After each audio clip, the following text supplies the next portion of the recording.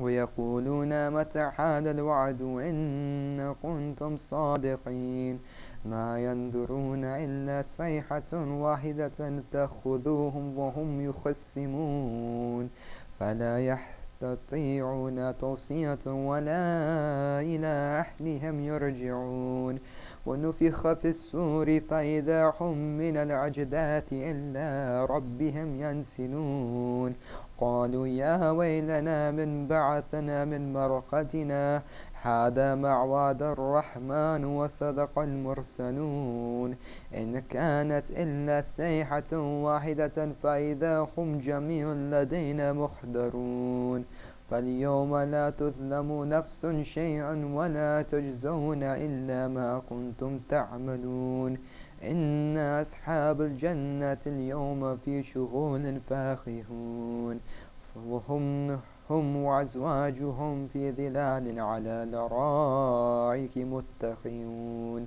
هم فيها فاكهة ولهم ما يدعون سلام قول من رب رحيم وامتازوا اليوم أيها المجرمون ألم أعهد إليكم يا بني آدم أن لا تعبدوا الشيطان إنه لكم عدو مبين ونعبدوني هذا صراط مستقيم ولقد عدلنا منكم جبلا كثيرا أفلم تكونوا تعقلون هذه جهنم التي كنتم توعدون أسلوها اليوم بما كنتم تكفرون اليوم نختم على أفواههم وتكلمنا أيديهم وتشهد أرجلهم بما كانوا يكسبون ولو نشاء لطمسنا على أعينهم فاستبقوا الصراط فأنى يبصرون ولو نشاء لمسخناهم على مكانتهم فما استطاعوا مضيا ولا يرجعون ومن نعمره ننقصه في الخلق أفلا يعقلون وما علمناه الشعر ومن ينبغي له إن هو إلا ذكر وقرآن مبين لينذر من كان حيا ويحق القول على الكافرين أولم يروا أنا خلقنا لهم مما عملت أيدينا أنعام فهم لها مالكون وذللناها لهم فمنها ركوبهم ومنها يأكلون ولهم فيها ومنافع ومشارب أفلا يشكرون واتخذوا من دون الله آلهة لعلهم ينصرون لا يستطيعون نصرهم وهم لهم جند محضرون فلا يحزنك قولهم إنا نعلم ما يسرون وما يعلنون أولم ير الإنسان أنا خلقناه من نطفة فإذا هو خصيم مبين وضرب لنا مثلا ونسي خلقه قال من يحيي العظام وهي رميم قل يحيي العظام قل يحيي الذي أنشاها أول مرة وهو بكل خلق عليم الذي جعل لكم من الشجر الأخضر نارا فإذا أنتم منه توقدون أوليس الذي خلق السماوات والأرض بقادر على أن يخلق مثلهم بلى وهو خلاق عليم إنما أمره إذا أراد شيئا أن يقول له كن فيكون فسبحان الذي بيده ملكوت كل شيء وإليه ترجعون صدق الله العلي العظيم اللهم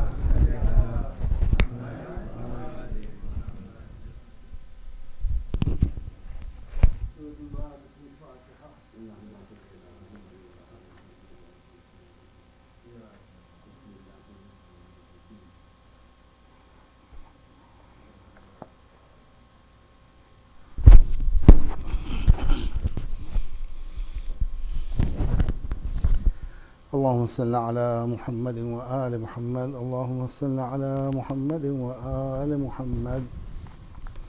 اللهم صل على محمد وآل محمد. بسم الله الرحمن الرحيم.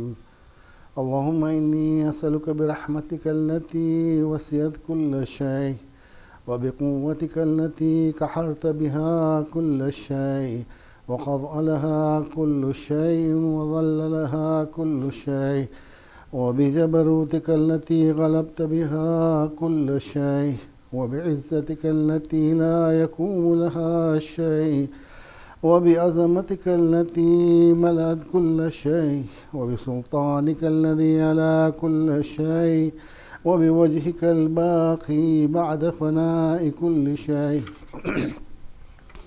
وبأسماعك التي ملأت أركان كل شيء وبعلمك الذي أحاط بكل شيء وبنور وجهك الذي أضاء له كل شيء. يا نور يا قدوس يا أول الأولين ويا آخر الآخرين. اللهم اغفر لي الذنوب التي تحتك العصام. اللهم اغفر لي الذنوب التي تنزل النقام. اللهم اغفر لي الذنوب التي تغير النعم. اللهم اغفر لي الذنوب التي تحبس الدعاء. اللهم اغفر لي الذنوب التي تقطع الرجاء. اللهم اغفر لي الذنوب التي تنزل البلاء. اللهم اغفر لي كل ذنب أذنبته وكل خطيئة أخطأتها. اللهم إني أتقرب إليك بذكرك واستشفع بك إلى نفسك وأسألك بجودك أن تدنيني من قربك وأن توزيني شكرك وأن تلحمني ذكرك. اللهم إني أسألك سؤال خاضع متضلل خاشع متضرعا أن تصامحني وترحمني وتجعلني باسمك راضيا قانيا وفي جميع الأحوال متواضيا. اللهم أسألك سؤال من اشتدت فاقته وأنزل بك عند الشدائد حاجته وعظم فيما عندك رغبته. اللهم عظم سلطانك وعلى مكانك وخفي مكرك وظهر أمرك وغلب قهرك وجرت قدرتك ولا يمكن الفرار من حكومتك. اللهم لا أجد لجنوبه غافلا ولا لكبائه ساترا ولا لكي من عمل القبيح بالحسن مبدلا غيرك. لا إله إلا أنت سبحانك وبحمدك. ظلمت نفسي وتجرعت بجهلي وسكنت إلى قديم ذكرك لي ومنك عليه. اللهم مولاي كم من كبيه سترت وكم من فاتح من البلاء أكلت وكم من إثار وقيت وكم من مكروه دفعت وكم من ثناء جميل لست أحلى له نشرت. اللهم عظم بلائي وفرت بي سوء حالي وكسرت بي أعمالي وقعدت بي أغلالي وحبسني النفع بعد عملي وخدعت الدنيا بغرورها ونفسي بخيانتها ومطالي. يا سيدي فأسألك بعزتك أن لا يحجب عنك دعائي سوء عملي وفعالي ولا تخضعني بخفي ما اقتنت عليه من سري ولا تعاجلني بالعقوبة على ما عملته في خلواتي من سوء فعلي وإساءتي ودوام تفريطي وجهالتي وكسرة شهواتي وغفلتي. وكن اللهم بعزتك لي في كل الأحوال رؤوفا وعلي في جميع الأمور أتوفا. إلهي وربي من لي غيرك أسأله كشف ضري والنظر في أمري. إلهي ومولاي أجريت علي حكما اتبعت فيه هوى نفسي ولم أحترس فيه من تزيين عدوي فغرني بما أحوى وأسأله على ذلك القضاء فتجاوزت بما جرى علي من ذلك بعد حدودك وخالفت بعد أوامرك فلك الحمد علي في جميع ذلك ولا حجة لي فيما جرى علي فيه قضاؤك وألزمني حكمك وبلاؤك وقد أتيتك يا إلهي بعد تقصيري وإسرافي على نفسي معتدلا نادما منكثرا مستقيلا مستغفرا منيبا مقرا مذئنا معترفا لا أجد مفرا مما كان مني ولا مخزن أتوجه إليه في أمري غير قبولك عذري وإدخالك إياي في ساعة من رحمتك اللهم فاقبل عذري وارحم شدة ضري وفكني من شد وثاكي يا رب ارحم ضعف بدني وركة جلدي ودكة عظمي يا من بدأ خلقي وذكري وتربيتي وبري وتغذيتي هبني لابتداء كرمك وسالف برك بي يا إلهي وسيدي وربي أتراك مؤذبي بنارك بعد توحيدك وبعد ما انطوى عليه قلبي من معرفتك ولهج بلساني من ذكرك وأتكذه ضمير من حبك وبعد صدق اعترافي ودعائي خاضيا لربوبيتك هيهات أنت أكرم من أن تضيع من ربيت أو تبعد من أدنيت أو تشرد من آويت أو تسلم إلى البلاء من كفيته ورحمته وليت شئري يا سيدي وإلهي ومولاي أتسلط النار على وجوه خرت لعظمتك ساجدا وعلى ألسن نطق بتوحيدك صادقا وبشكرك مادها وعلى قلوب اعترفت بإلهيتك محققا وعلى ضمائر حوت من العلم بك حتى صارت خاشية وعلى جواري سعت إلى أوطان تعبدك طائية وأشارت باستغفارك مدعنة ما هكذا الظن بك ولا أخبرنا بفضلك أنت يا كريم يا ربي وأنت تعلم ضعفي عن قليل من بلاء الدنيا وعقوباتها وما يجري فيها من المكاره على أهلها ألا أن ذلك بلاء ومكروه قليل مقصور يسير بقاؤه كثير مدته فكيف احتمالي لبلاء الآخرة وجليل الأقل المقاره فيها وهو بلاء تطول مدته ويدوم مقامه ولا يخفف عن أهله لأنه لا يكون إلا عن غضبك وانتقامك وسخطك وهذا ما لا تقوم له السماوات والأرض يا سيدي فكيف بي وعلى عبدك الضعيف الذليل الحكير المسكين المستقيم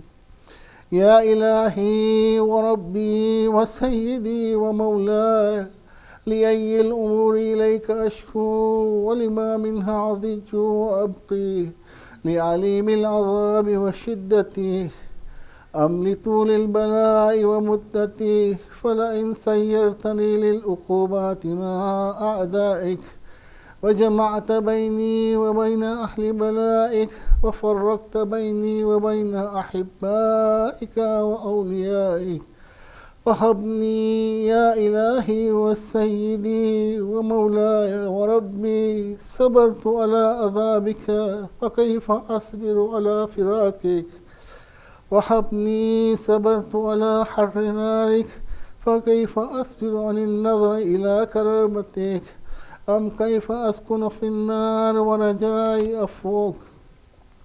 فبعزتك يا سيدي ومولاي أقسم صادقا لئن تركتني ناطقا لأضيجن إليك بين أهلها ضجيج الآملين ولأصرخن إليك صراخ المستصرخين ولأبكين عليك بقاء الفاكدين ولأنادينك أين كنت يا ولي المؤمنين يا غاية آمال العارفين يا غياث المستغيثين يا حبيب قلوب الصادقين ويا إله العالمين أفتراك سبحانك يا إلهي وبحمدك تسمع فيها صوت عبد مسلم سجن فيها بمخالفتك وذاك طعم عذابها بمعصيتك وحبس بين أطباقها بجرمه وجريرته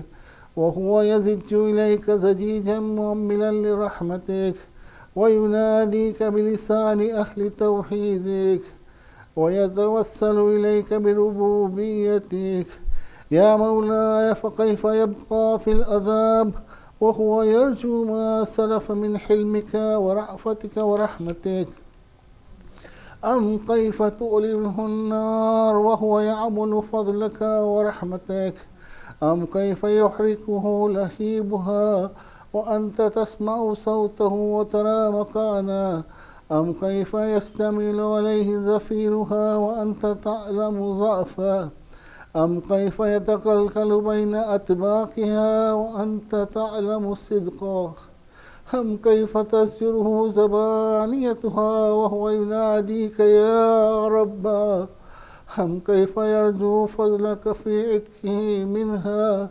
فتتركه فيها هيهات ما ذلك الظن بك ولا المعروف من فضلك ولا مشبه لما آملت به الموحدين من برك وإحسانك فباليقين يقطع لولا ما حكمت به من تعظيم جاهديك وقضيت به من إخلاد مؤانديك لجعلت النار كلها بردا وسلاما وما كانت لأحد فيها مقرا ولا مقاما لكنك تقدست أسماؤك أقسمت أن تملأها من الكافرين من الجنة والناس أجمعين وأن تخلد فيها المعاندين وأن تجل ثناؤك قلت مبتليا وتطولت بالإنعام متقرما أفمن كان مؤمنا كمن كان فاسقا لا يستعون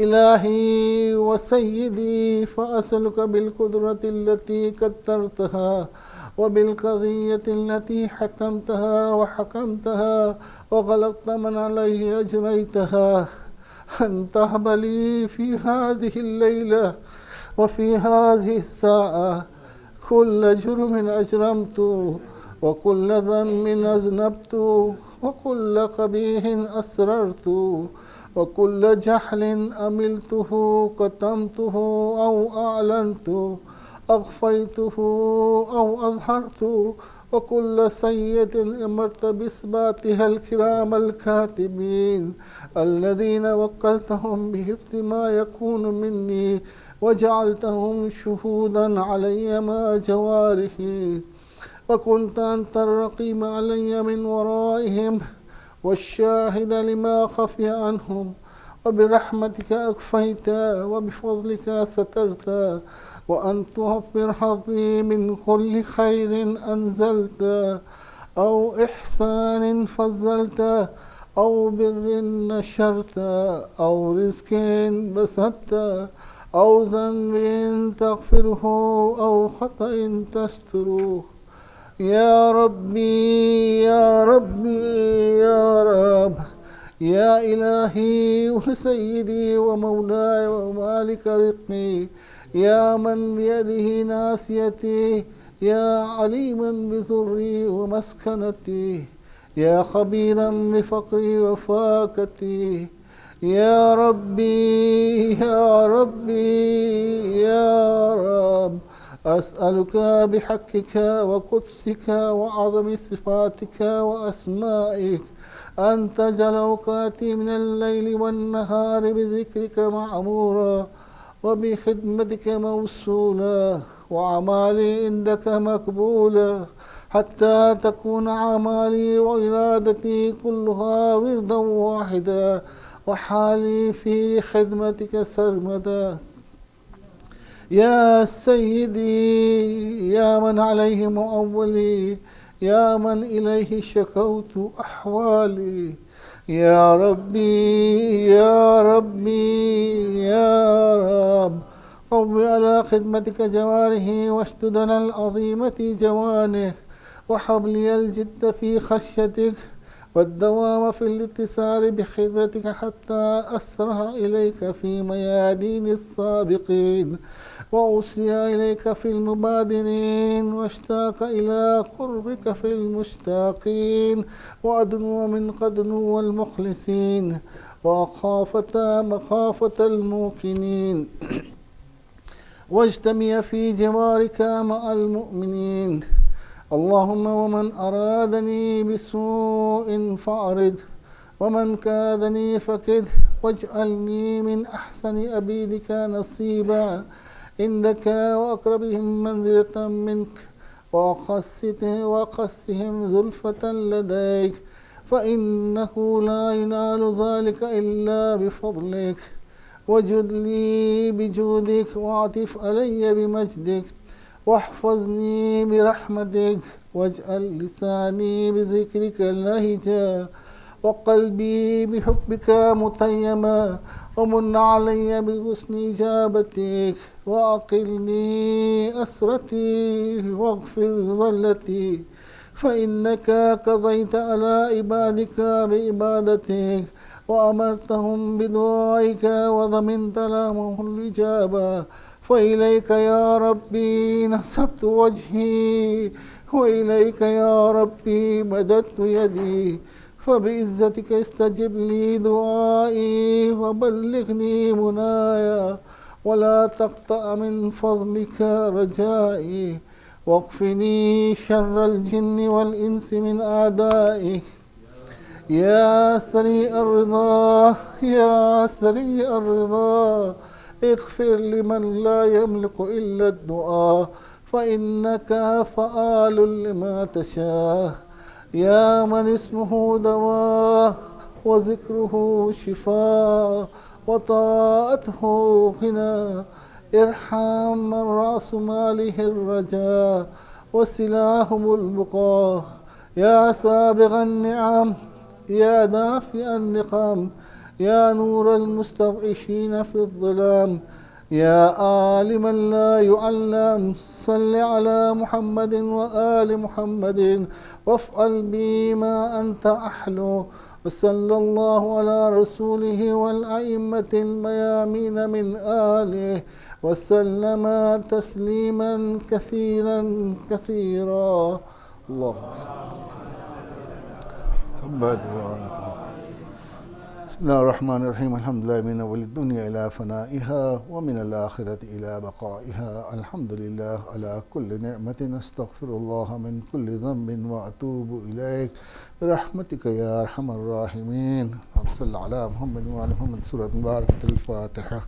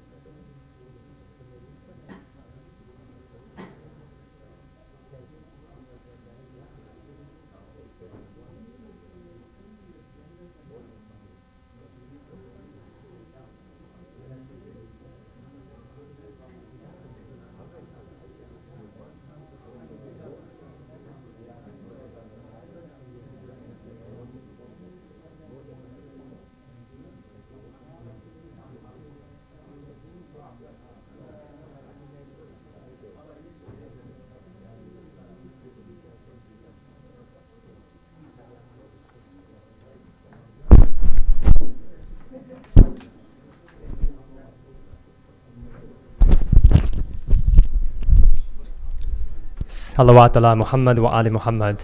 Allahumma salli ala Muhammad wa ali Muhammad.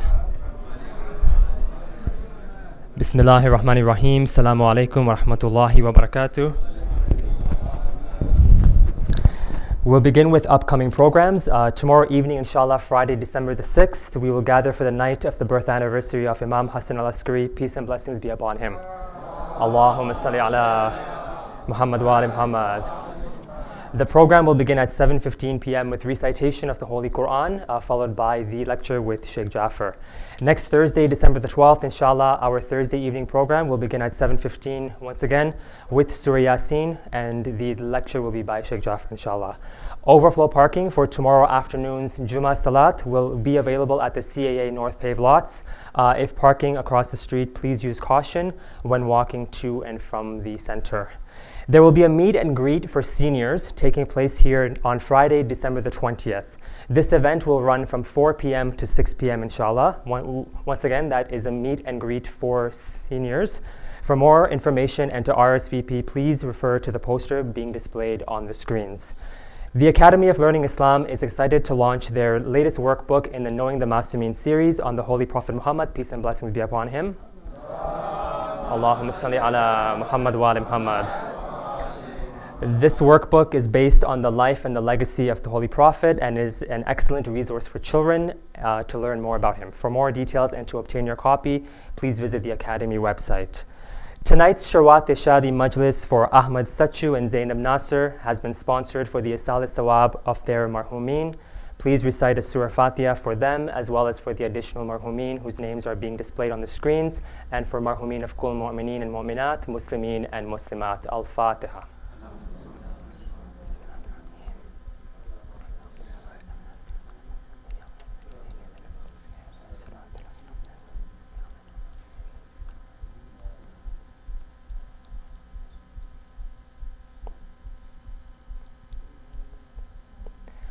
And lastly, we pray to Allah subhanahu wa ta'ala, dua shafa 5 times, that He grants shafa to all those around the world who are sick, who are in need of our duas, and in particular, Dr. Barkat Abbas Jafri, who recently had open heart surgery, as well as for Shahrukh Hassan Zaidi, and for all those around the world who are sick altogether.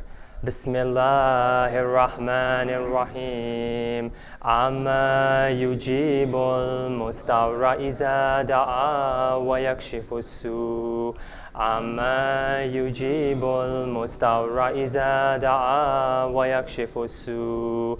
Amma yujibul mustawra iza da'a wa yakshifu su. Amma yujibul mustawra iza da'a wa yakshifu su. Amma yujibul mustawra iza da'a wa yakshifu su. Ya Allah, Ya Allah, Ya Allah. This concludes tonight's announcements. Let's welcome Maulana Rizvi to the minbar with 3 loud salawats. Allahumma salli ala Muhammad wa ali Muhammad. Allahumma salli ala Muhammad wa ali Muhammad. Allahumma salli ala Muhammad wa ali Muhammad.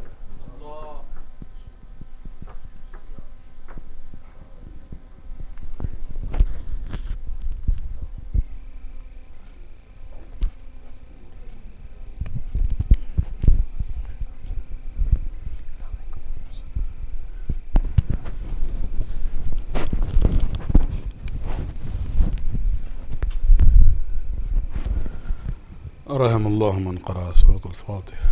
بسم الله الرحمن الرحيم.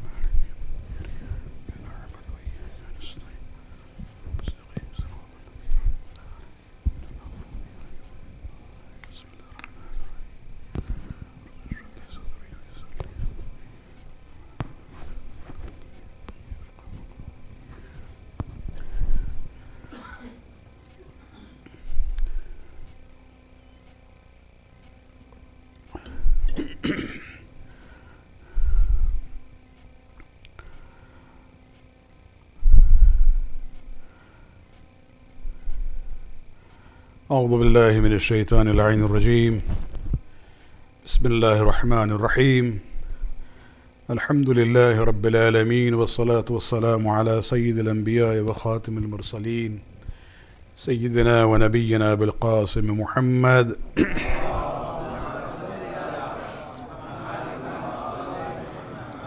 وعلى أهل بيته الطيبين الطاهرين المعصومين واللعنة الدائمة الباقية إلى أعدائهم من الآن إلى قيام يوم الدين.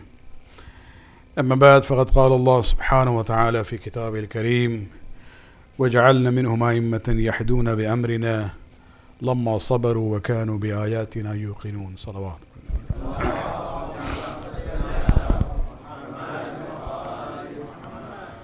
Allah subhanahu wa ta'ala, talking about the role of the Imams that He has appointed, He says, وَجَعَلْنَا مِنْهُمْ, from among the people He has selected some to be a'immatan, to be the Imams and leaders and guides.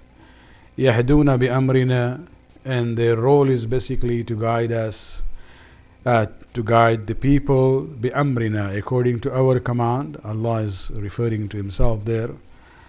And why He has selected them, and why not others? Well, on the issue of imamat, the prerogative is of Allah subhanahu wa ta'ala. Nobody really knows why.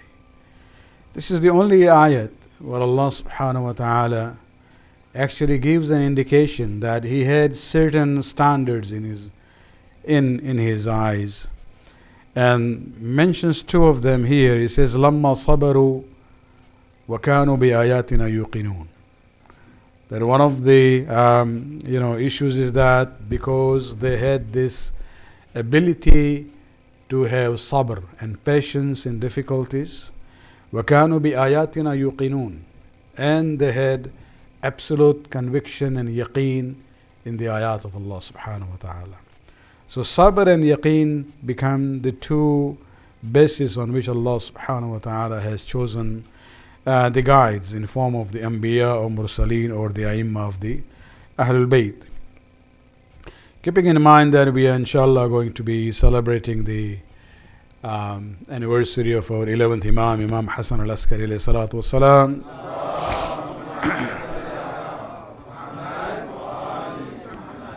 Wanted to just go through some of the hadiths of the Imams on some of the practical issues for us. But before that, let me start with two statements about of the Imam about the importance of Imamat, where he says, "Nahnu kahfun liman iltaja ilayna." That we are the kahf. Kahf basically means, literally means the cave. And here what it means is that, if you are in the desert area and there is storm or wind, you look for a place where you can go and seek protection. And the cave would be the most, suitable place at that time. And so Imam says, "Nahnu kahfun liman iltaja ilayna." We are the refuge for those who seek shelter through us.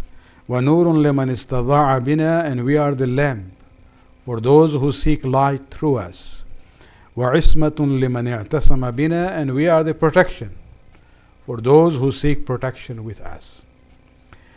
And then he says, مَنْ أَحَبَّنَا كَانَ مَعَنَا فِي السَّنَانِ الْأَعْلَى, that whoever loves us will be with us in the elevated station in the Akhirah. وَمَنْ انْحَرَفَ عَنَّا فَإِلَى النَّارِ, and those who deviate from us, their path will be the hellfire.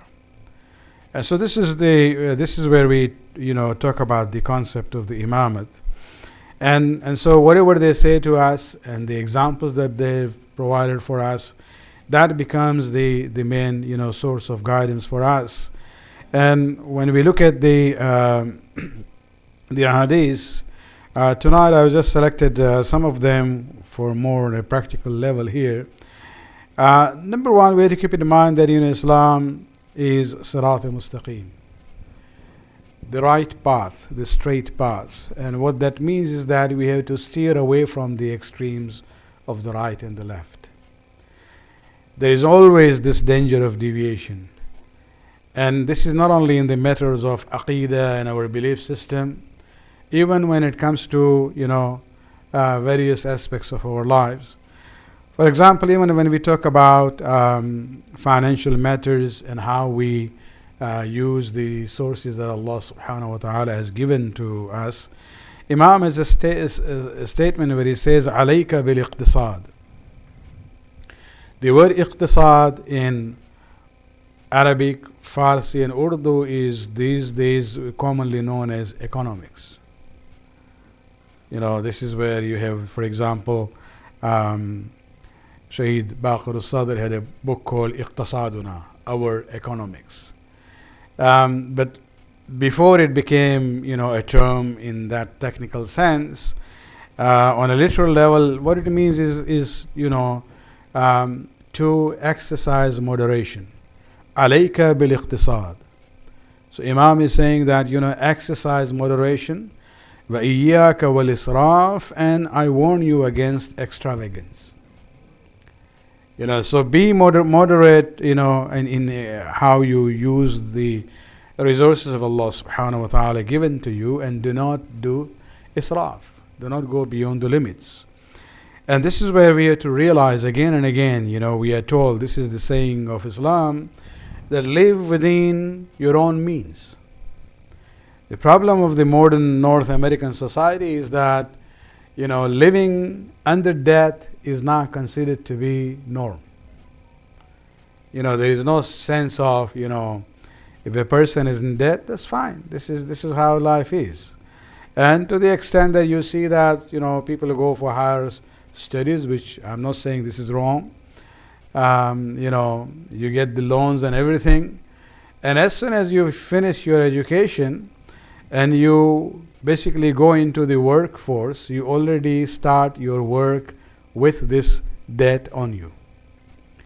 Especially if you go to fields like medical science and like that, you have even higher level of, debts that you have to pay. And this is where, we look at even this issue of availability of the credit system, especially in form of the credit cards.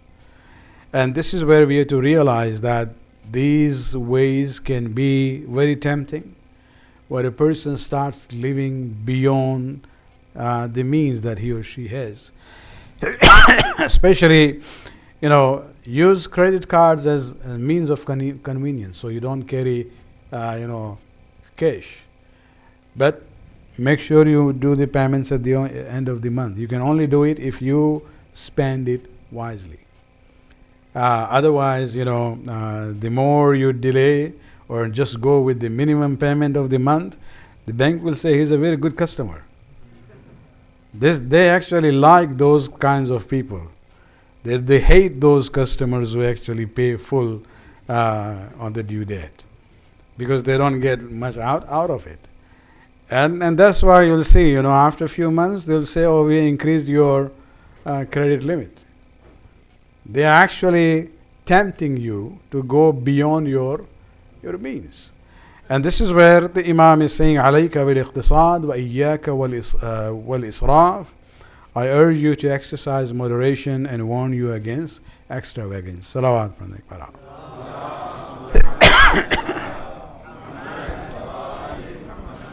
It's not only when it comes to the issue of money and how you handle it, even in good deeds. You might be surprised what I mean by that. Even in doing good deeds, you have to maintain balance. Imam is in one of the hadiths, he says, وَعْلَمْ إِنَّ لِلسَّخَاء مِقْدَارًا. Sakha means generosity, charity. That also has a limit. فَإِنْ زَادَ عَلَيْهِ فَهُوَ صَرَفٌ. If you go beyond your ability in giving charity, then you are actually going into the level of israf. You are giving more than your ability, which means you are cutting from others who might be more deserving as far as your family members are concerned. And so Islam basically talks about not being niggardly and bakhil, nor being totally keeping the hands open. Then at the end you are left with nothing. In Surah number 17, Surah Bani Israel, 26 to 30 are very interesting here. Where Allah subhanahu wa ta'ala begins by talking about charity. He says, وَآتِ ذَا الْقُرْبَ حَقَّهُ وَالْمِسْكِينَ وَابْنَ السَّبِيلِ.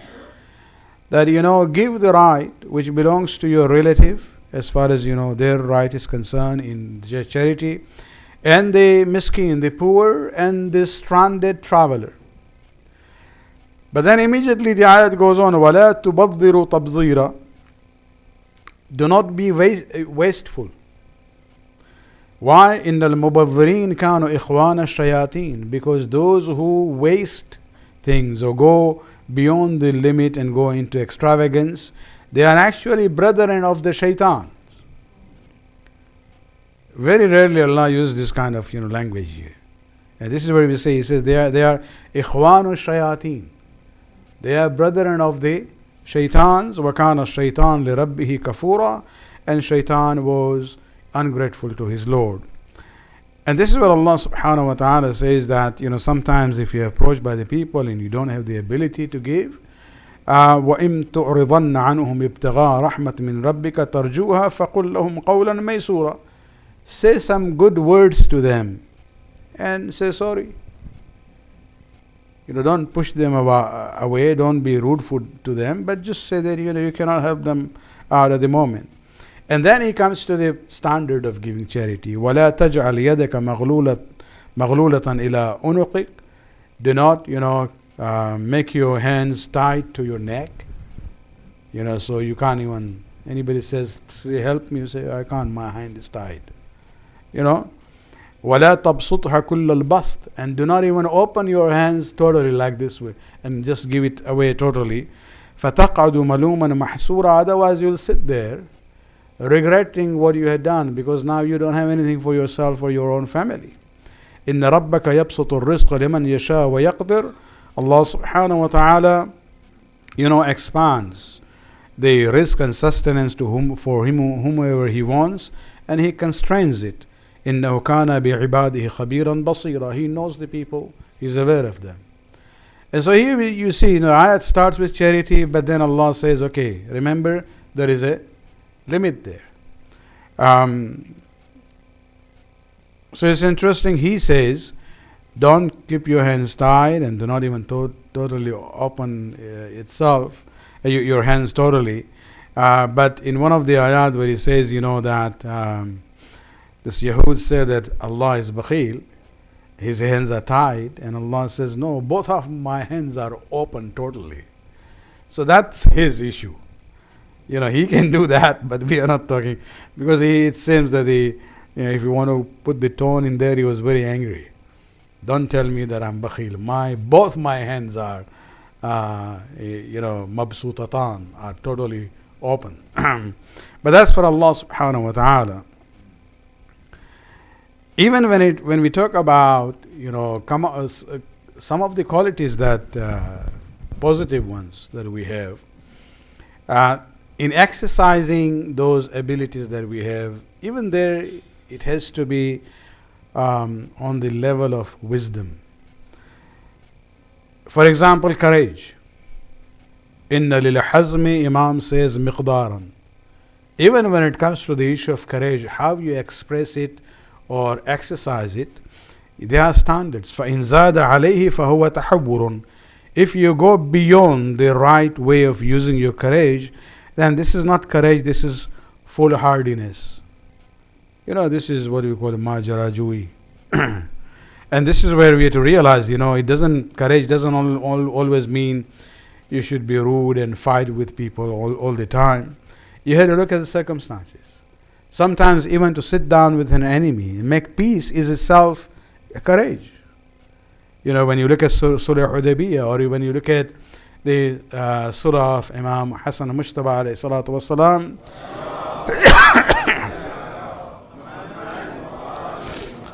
if you look at the implications after that, you come to realize that was the right thing to do. That was actually the sign of courage. And then even another one more example of when we talk about even moderation in good deeds, the issue of taharat. We talk about, wasting water, israf in water. Man ta'adda fi tahurihi kana kanaqidhihi. Imam says, the 11th Imam, a person who goes beyond the limit in taharat is like the one who has made his taharat, batil. And this is where we have to realize, where we are talking about ghusl or about wudu. And I said this before. Sometimes this new gadgets that we have, new lifestyle that we have, makes it very difficult. People do the wuzu, you on the tap, and then you, mashallah, start doing the du'as, and you put the water and start, doing the wuzu properly. While you're doing all that, the water is still going on and on. Whereas it would be much easier in the olden ways, where you go and get a glass of water or a container or a bowl, and you get the water there, and then you sit down and do the wuzu. I can actually challenge you, go and try this home. This much water should be more than enough for your wuzu. You will be able to do your wuzu perfectly. You don't need more than this. And so, and then think about how much water goes when you just, on the tap and until the masa time, and then say, oh, I can't touch it because my fingertips, will have extra water. So you finish your masa and then you off it. And so you look at the amount of water which is going there. That's why I even mentioned to you in our centers, maybe we should have this as a the sensor taps would be more efficient if we want to really become more modern. That would be the Islamic way of doing it. Salawat padne ke baad.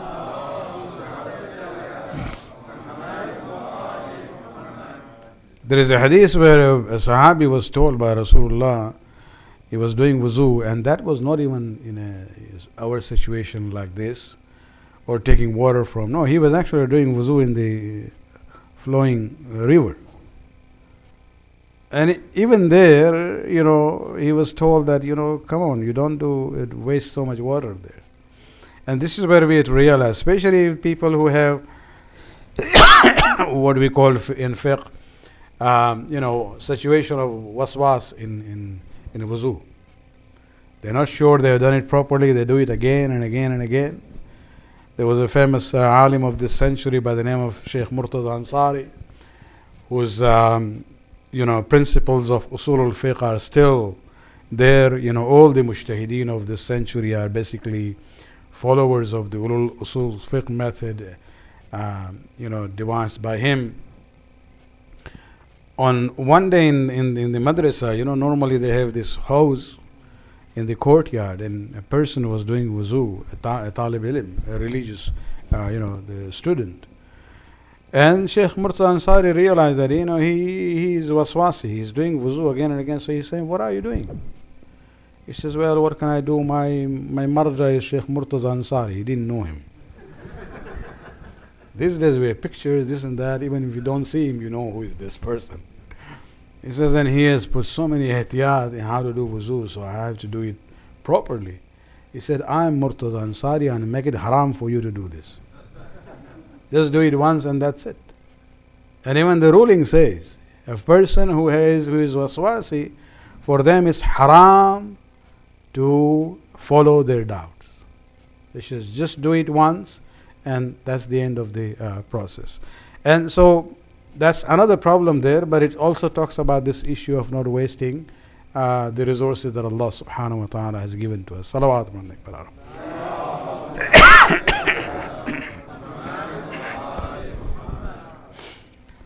One more hadith from the Imam on this issue before we go to the end,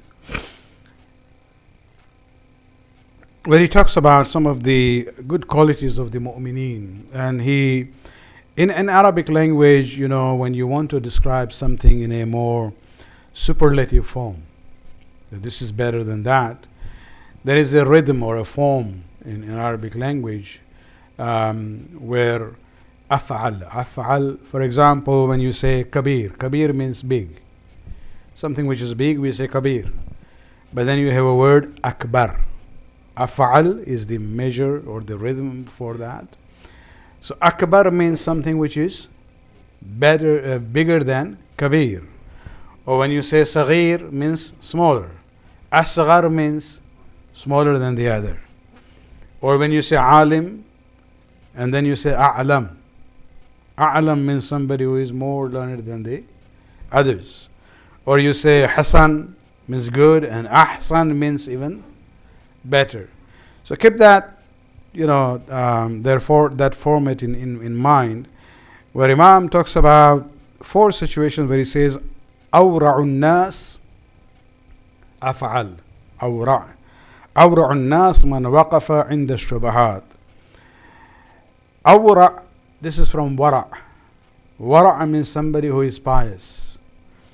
And awra', Imam is saying the most pious of the people is the one who stops in cases of doubts.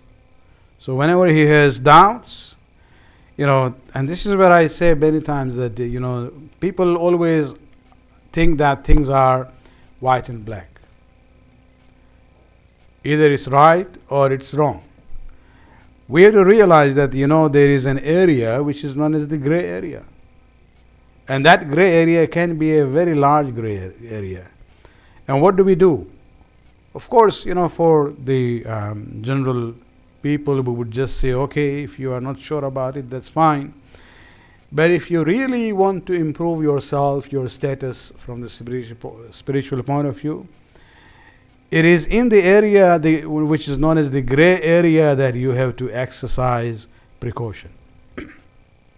And that is where the issue of awra'un nas man waqafa inda shubah.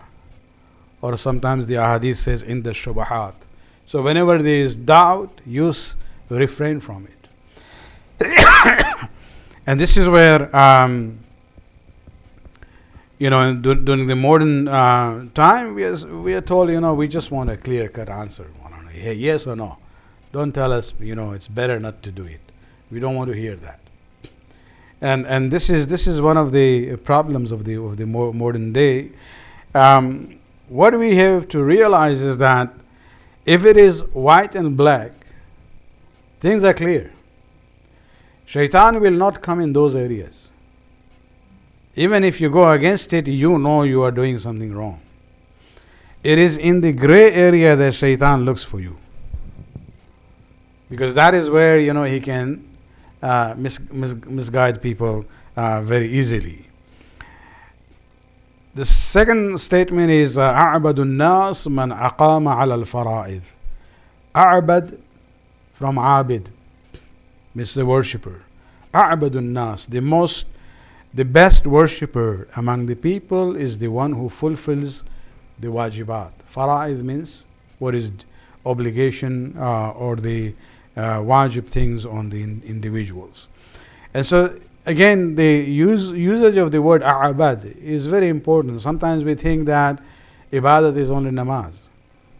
Whereas here we are told that the best of ibadat is actually to fulfill what is wajib, not in the form of namaz only. Number 3, the Imam says, Azhadun nas man taraka al-haram. Zuhud, asceticism, which is basically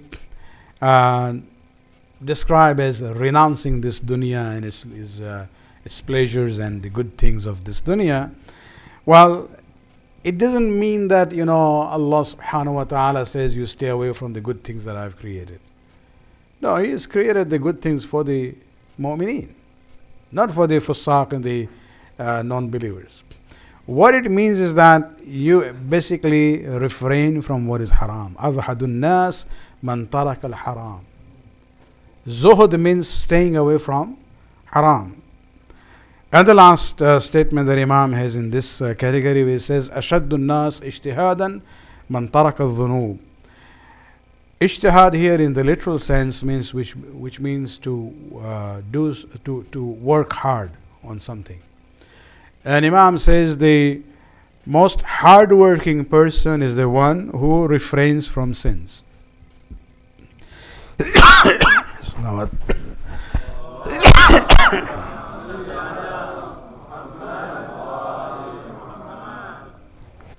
Because when we talk about, refraining from the sins, this is where it really needs more courage. And that is why, it's described by the Imam here as Ashaddun Nas Ijtihadan. The most, hardworking person is the one who refrains from sins. And even if you look at the issue of sabr, is related to this issue where we are told that, you need that sabr and patience in order to resist the sins. Salawat pranne par.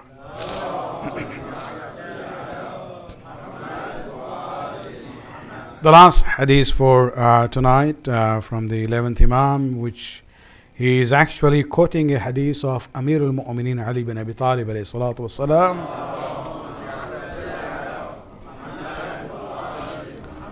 which is about a very interesting topic, and that is the issue of, fearing Allah subhanahu wa ta'ala. Quran talks about this quite a lot. Ittaqullah. The literal translation is fear Allah. But that translation just by itself, gives sometimes a negative impact in the minds of the people, as if Allah is something fearful. Nawzu billah, is a monster. Although there is a way of explaining that, there is a khawf and fear based on hatred of someone, and there is khawf and fear because of the love that person has towards someone else. I think the best human relationship would be, there are many husbands who are afraid of their wives. Not because she is a monster, but because of that relationship. They don't want to hurt. They don't want her. They don't want to do something which will hurt her. So there's fear and a fear. So when we talk about fearing Allah subhanahu wa ta'ala, it doesn't mean that Allah is a fearful, entity. And this is a very interesting conversation that 11th Imam quotes from Amir al-Mu'mineen, where he says that Imam Ali once saw a person and saw fear manifest in his behavior, or even in his outlook. So Imam asked him, Ma baluka, what happened to you? And he says, Inni akhafullah. I am afraid, I am fearful of Allah. And this is where Ali says something very important. He says, Ya Abdullah, khaf dhunubak. O the servant of Allah, be fearful of your sins. Not of Allah subhanahu wa ta'ala. Allah is not something you should be fearful. You should love Allah. Be fearful of your own sins. وَخَفْ عَدْلَ اللَّهِ عَلَيْكَ فِي مَظَالِمِ عِبَادِهِ. And fear the justice of Allah against you when you are unjust to His servants. So adl of Allah, yes, we have to be afraid of it. Our own sins, we have to be afraid of it. And this is where, our Imams many times in the du'as, they say, never ask Allah for His adl and His justice. Otherwise, you will lose. Ask for His mercy. أطعه فيما كلفك ولا تعصه فيما يصلحك. Where Imam says, obey him in the obligation that he has imposed on you, and do not disobey him in the things that he has fixed for you. And in that, ثم لا تخف الله بعد ذلك, then you will never fear Allah subhanahu wa ta'ala after that. Why? Because He does not, deal unjustly with anyone, and He does not punish anyone but according to the level of deserving of azab that he has. And this is where we come to realize that, Amir al-Mu'minin is talking about this issue of, ittaqullah doesn't mean fearing Allah. And therefore, in the translation that I've done the half, more than 20 years ago, but and completing now, whenever it comes to ittaqullah, the translation that I have is slightly different. I add in italics there that fear displeasing Allah subhanahu wa ta'ala. You don't fear Allah, you fear displeasing Allah subhanahu wa ta'ala. And so you separate this issue of fearing the Zat of Allah subhanahu wa ta'ala. And then if there is something that we have to really fear about, Imam Amirul Mu'mineen says at the end, إِلَّا أَن تَخَافَ سُوءَ الْعَاقِبَةِ. You should always be fearful of the eventual state that you will be in it. What will be your state at the end? Will you be steadfast in Iman or not? You know, Dua Adila, which is there in Mafati also, is actually there to maintain the Iman till the last moment, because Shaitan can come and misguide a person even during the last moments of the life. And this is where we have to realize that if we have to fear ourselves, we have to fear our sins, and we don't need to fear the Zat of Allah subhanahu wa ta'ala, because the name Allah itself, literally one of the meanings is that the entity which deserves to be loved. Salawat padhne ek baar aur.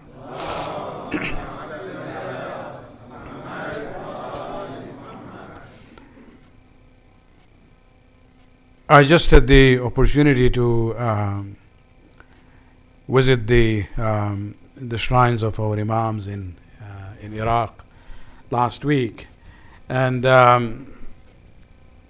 I was even able to go instead of all the problems politically at the moment there to Samarra, and you know, the sense of peace and tranquility that you see there.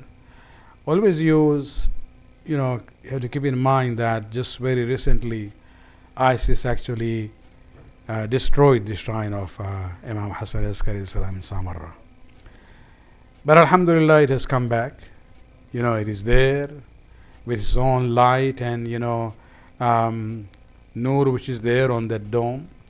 And you come to realize that, the enemies of Allah subhanahu wa ta'ala can do and plan whatever they want. But Allah subhanahu wa ta'ala, comes to the support of those who are Ahlul Haqq.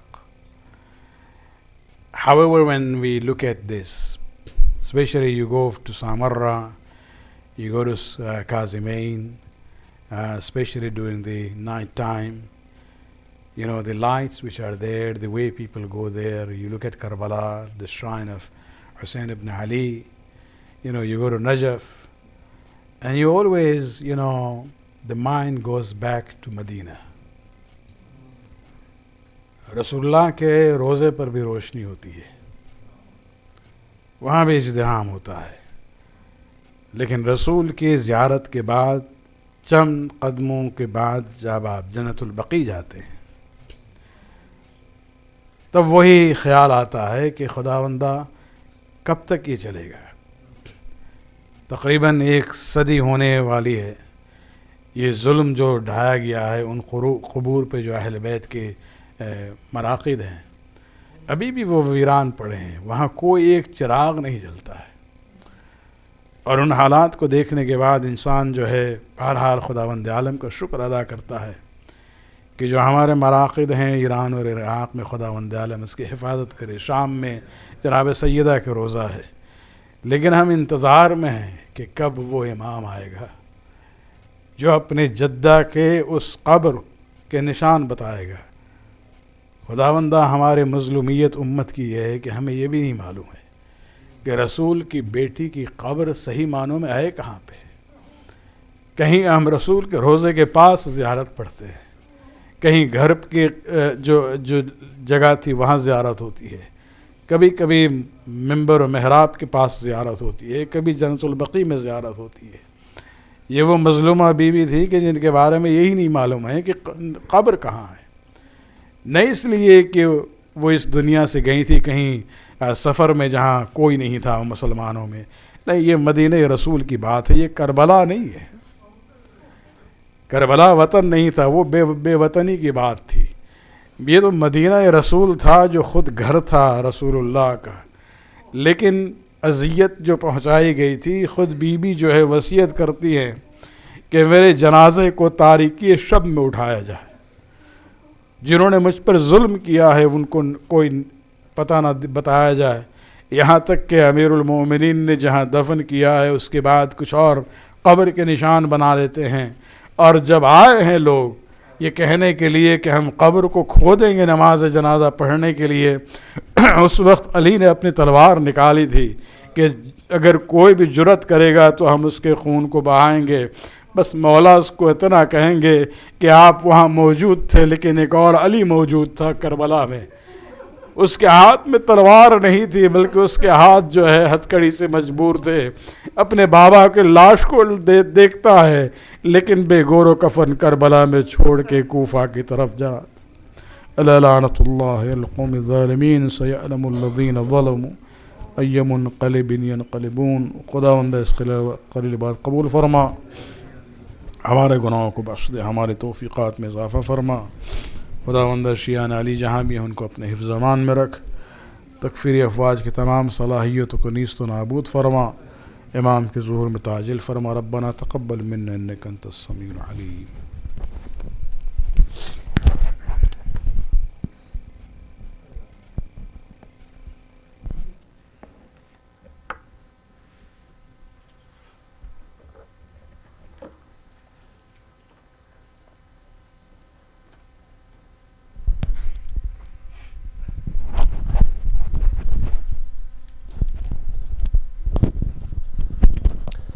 بسم الله الرحمن الرحيم.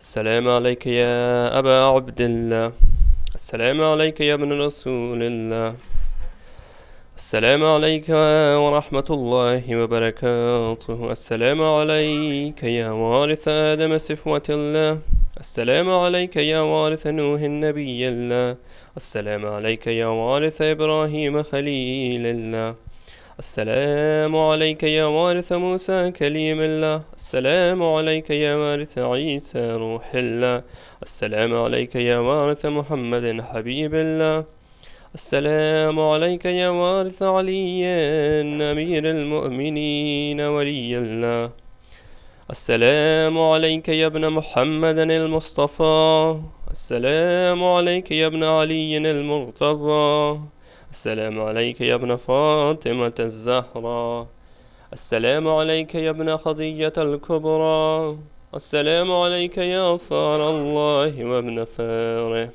والوتر الموتور، أشهد أنك قد أقمت الصلاة وآتيت الزكاة وأمرت بالمعروف ونهيت عن المنكر وطاعت الله ورسوله حتى آتاك اليقين، فلعن الله أمة قتلتك ولعن الله أمة ظلمتك ولعن الله أمة سمعت بذلك فرضيت به يا مولاي يا أبا عبد الله.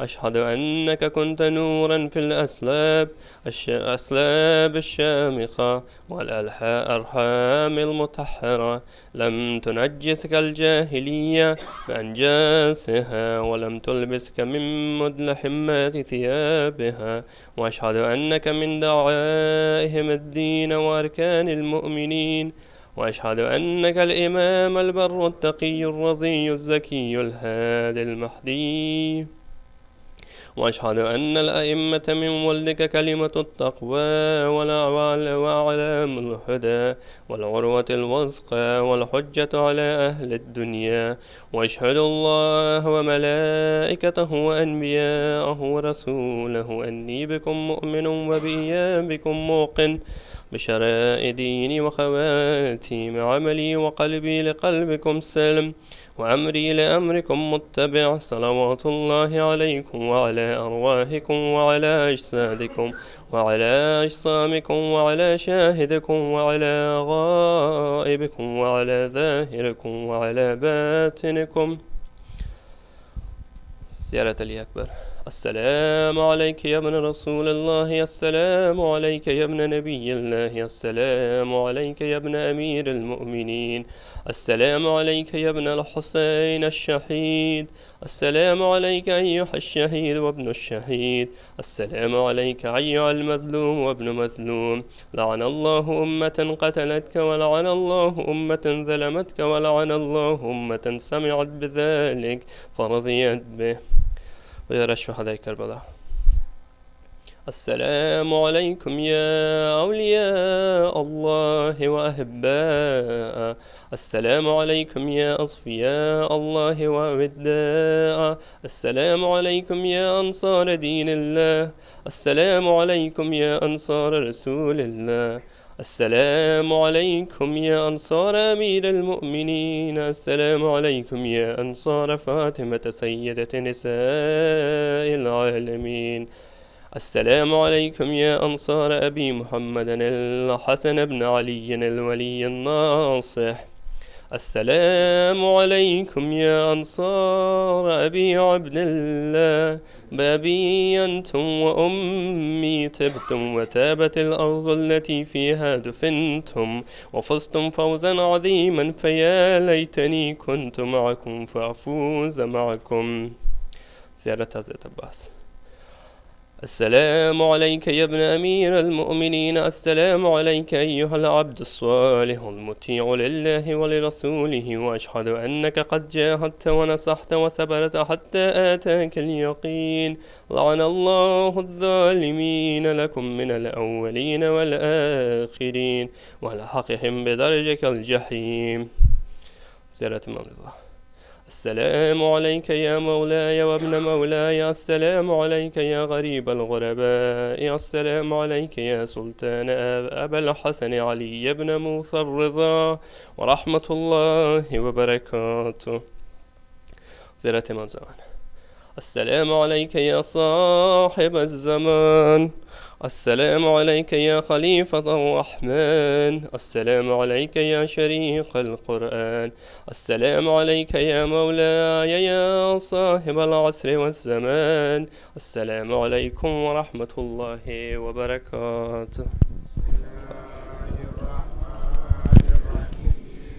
اللهم كل وليك الحجة بن الحسن صلواتك عليه وعلى آبائه في هذه الساعة وفي كل ساعة، وليا وحافظا وقاعدا وناصرا ودليلا وعينا، حتى تسكنه أرضك توعا وتمتعه فيها طويلا برحمتك يا أرحم الراحمين.